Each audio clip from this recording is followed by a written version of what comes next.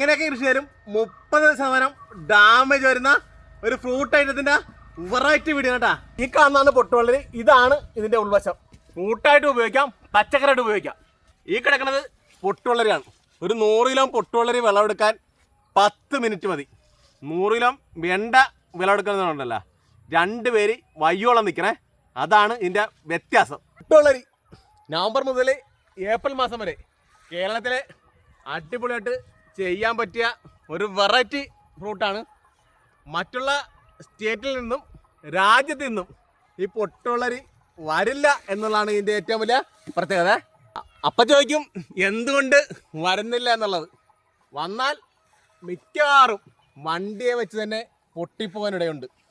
വിളവെടുത്ത് കഴിഞ്ഞ് പിറ്റേ ദിവസം അല്ലെങ്കിൽ 2 ദിവസത്തിനുള്ളിൽ കൃത്യം വിളവാണെങ്കിൽ അല്ലെങ്കിൽ പാടത്ത് കിടന്ന് 1 ദിവസത്തിനുള്ളിൽ ഉറപ്പായിട്ടും പൊട്ടിപ്പോവും. അവിടെയാണ് കേരളത്തിലെ പൊട്ടുവളരിയുടെ സാധ്യതയും.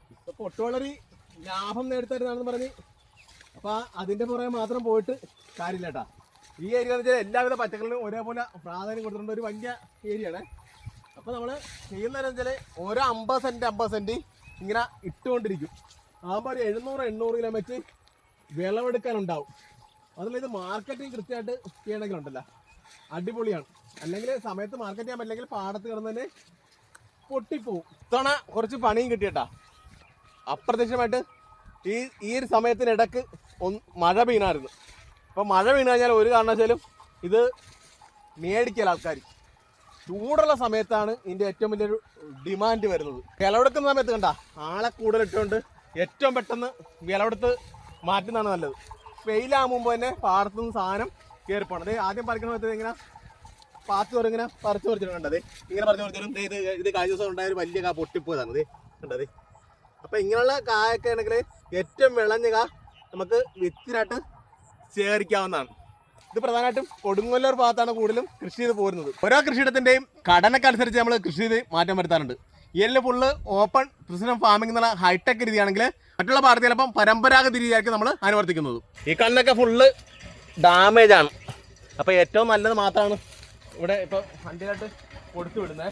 100% വിളവ് ആരും പ്രതീക്ഷിക്കരുത് കേട്ടാ.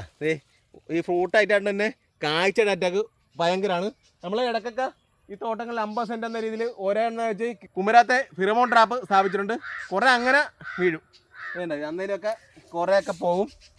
ഒരു 30% മുകളിൽ കായാണ് ഇതുപോലെ ഡാമേജായി പോകുന്നത്. ഈ കാ കൊടുക്കുകയാണെങ്കിൽ ഉണ്ടല്ലോ 100 രൂപയ്ക്ക് മേലെ നമുക്ക് കിട്ടും.